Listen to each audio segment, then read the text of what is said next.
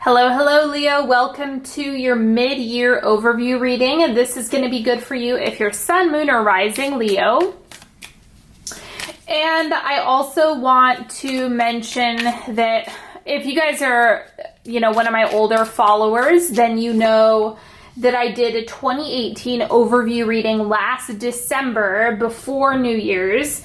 And so I'm doing this because things change, energetics change.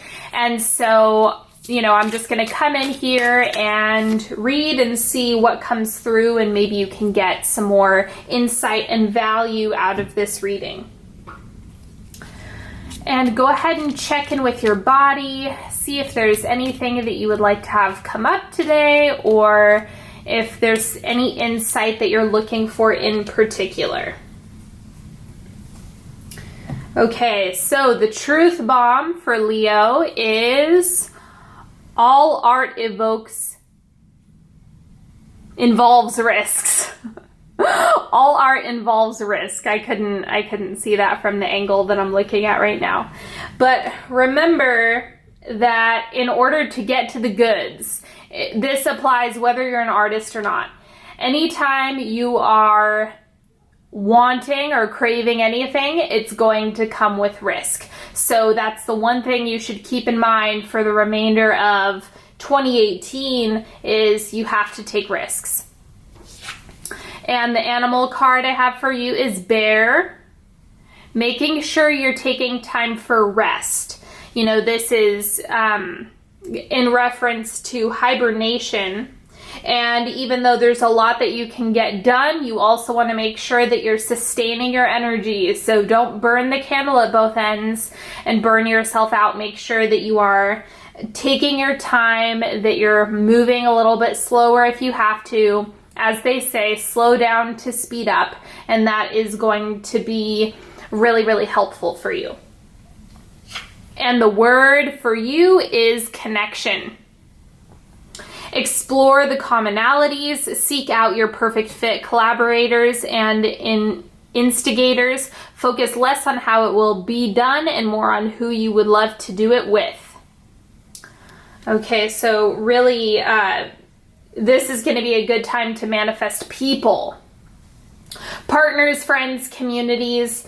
I'm getting that already. That the connection piece is also going to come through who you're manifesting and who you're calling into your space. The central growth period for Leos, Ace of Cups, boom. This is going to be on one side or the other.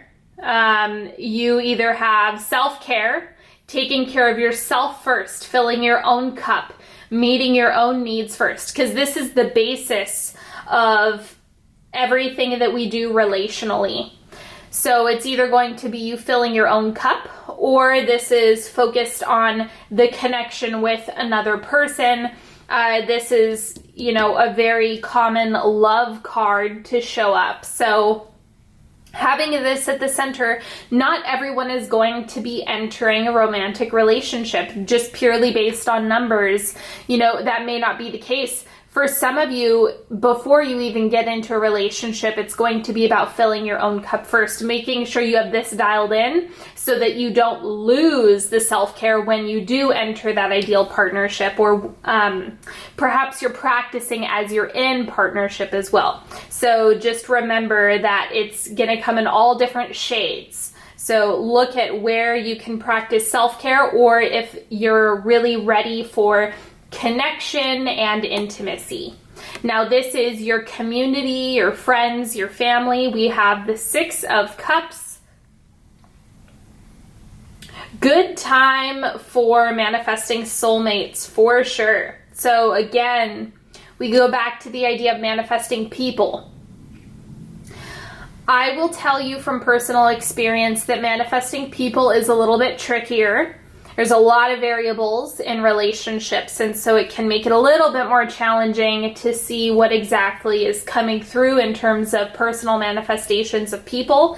And so this just looks like there could be some karma stuff coming up for some of you. For others, it's going to be you using all of the tools that you've had that you've gathered and collected over the past couple years, and using that to your advantage in order to shift relationships to become healthier, using the friendships that you do have in order to kind of cultivate a support system and things like that. So it's just about the lessons that are coming up from past relationships, as well as karma that are supporting your friends and family and your relationships with those people that matter most to you.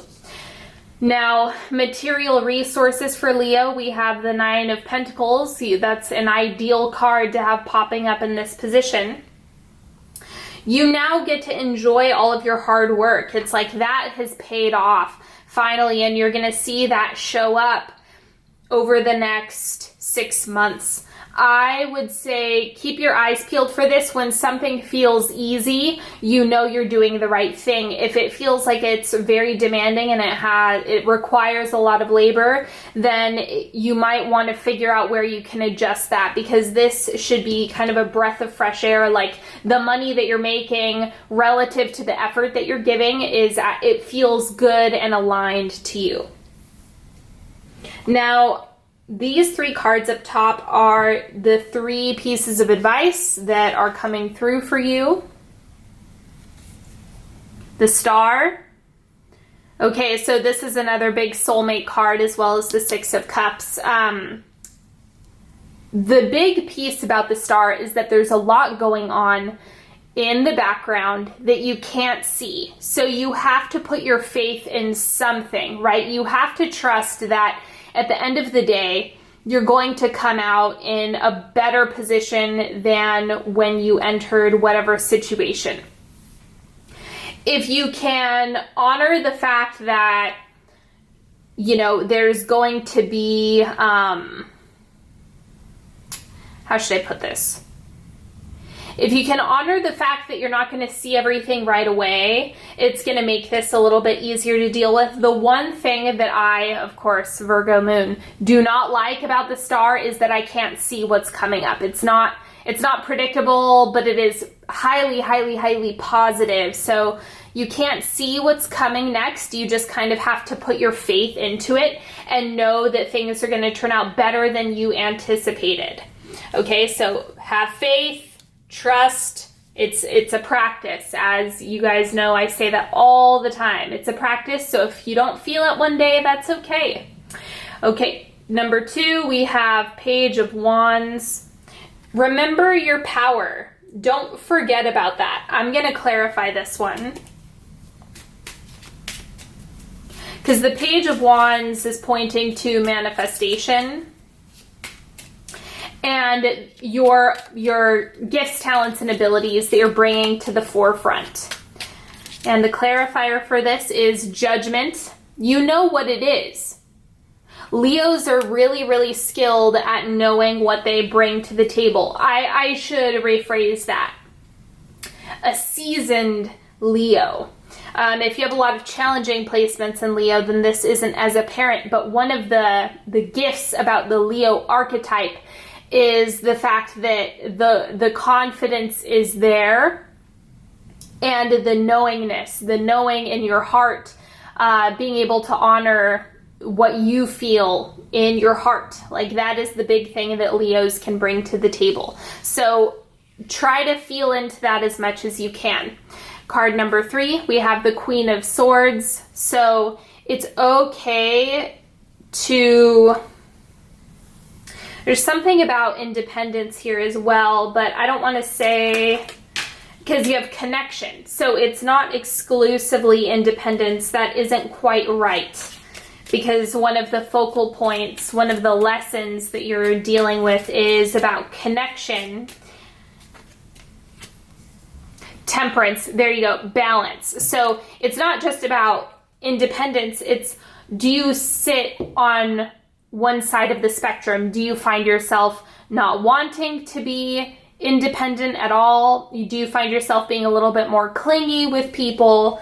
Or do you find that you don't want to depend on anyone, that you're super, super isolated, that you avoid connection?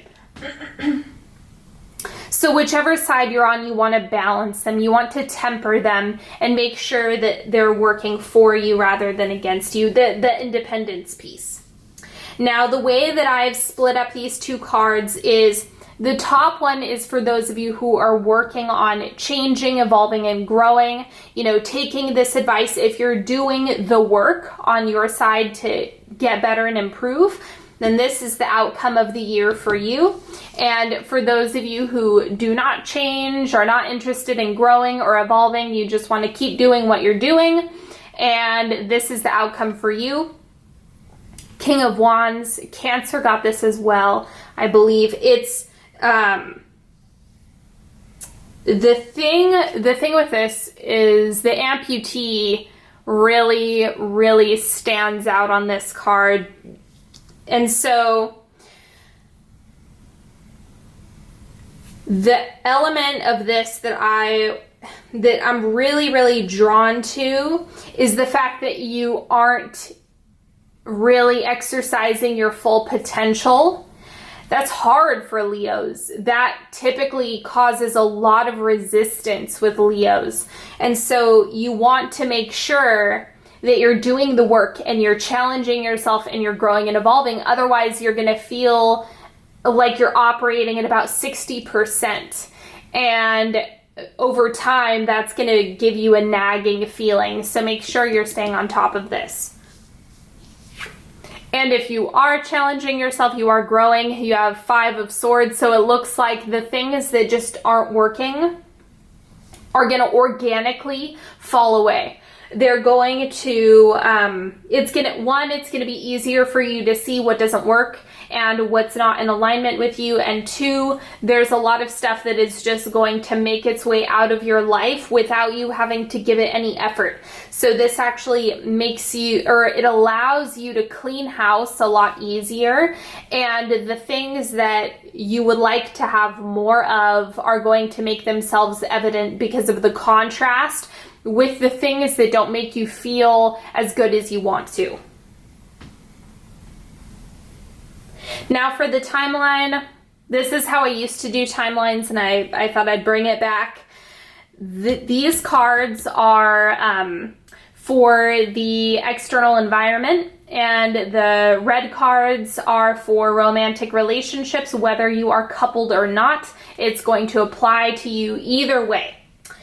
And these, each quarter lasts about a month and a half. So we have July to about mid-August with these two cards. And so this is the thick of eclipse season right here. I'll start with the environment. 6 of Cups, again, you have those soulmate connections, the right people coming into your space. There's also an element of the manifestations of people, or the people that you're supposed to lessen with at this point in time are going to be making an appearance. So new people who show up in July and August are going to really have an impact. So this is where, like, introductions or an old person who returns, somebody who comes back into your life, that is going to have a major impact during the first quarter, during eclipse season. Now, in romantic relationships, we have the Chariot, forward movement. So this is if you want it. If you want to move forward, either with a partner or with somebody you're dating, or if you want to start seeing people, it's going to be a really great time for you to do that. It just looks like the time is right for you to engage in intimacy and connection. That's really what you're working on. Quarter 2, we have the 9 of Cups, wishes coming true, wishes being fulfilled.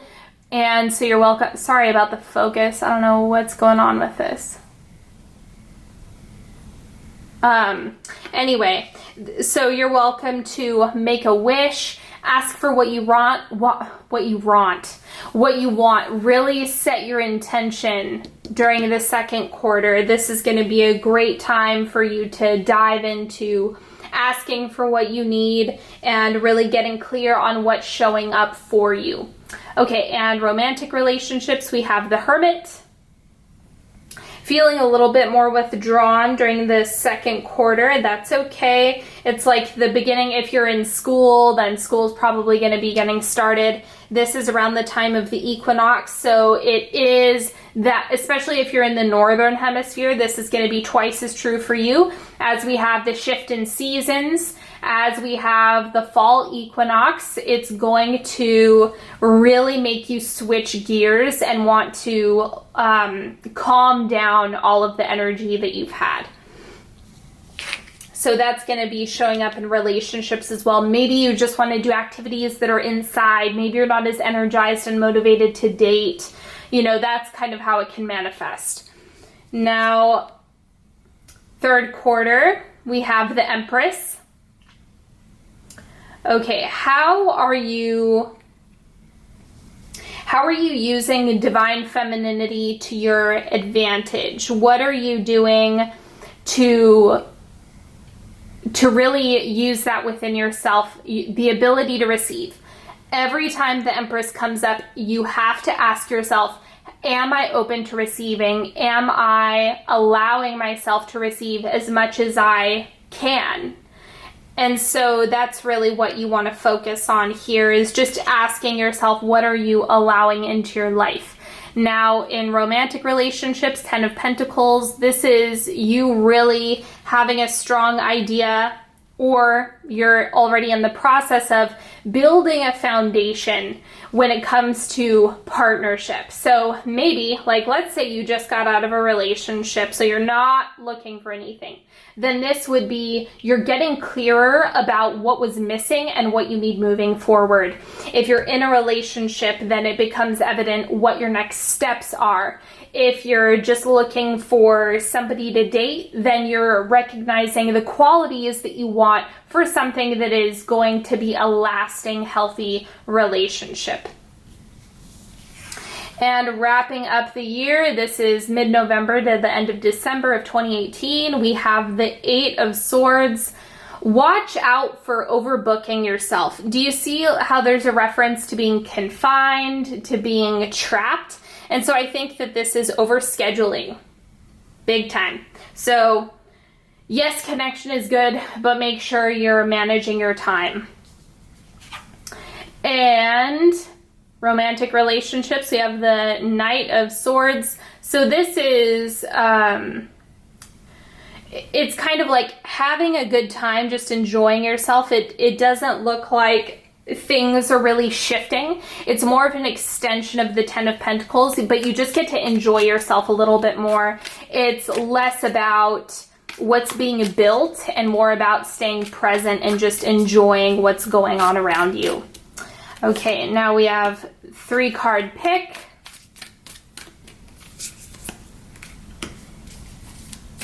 And as usual, you can pick a card. You can pick as many cards as you want.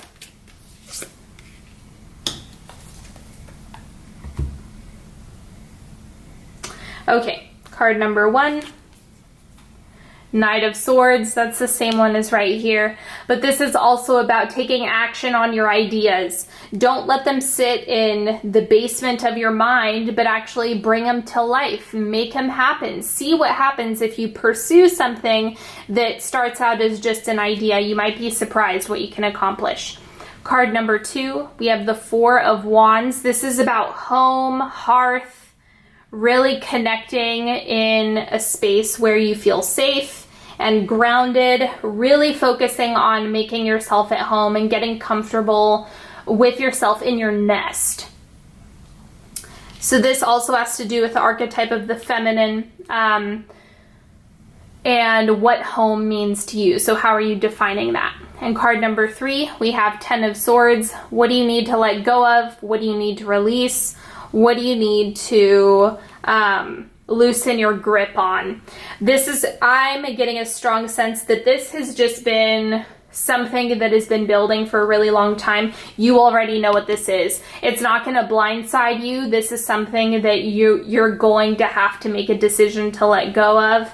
And the faster you do it, the easier it's going to be, and the more space you have for better things to come into your space. Now that's all I have for the reading. Don't forget, if you would like to maybe get a personal reading for your next 6 months, your next year, you're welcome to check out all of the links in the description box below and schedule an appointment with me, get your cards read. It's a really great time since we're going to be in eclipse season to work with me, so make sure you check that out. Don't forget to follow me on Facebook and Instagram, and check out my new YouTube channel, which I will put on the screen for you to check out. I have Ask a Psychic videos are back up, as well as some vlogs and other creative stuff I've been doing. So hopefully that can be a resource for you as well. And until next time, happy eclipse if you're watching this in July, and I will talk to you all later. Bye bye, everybody.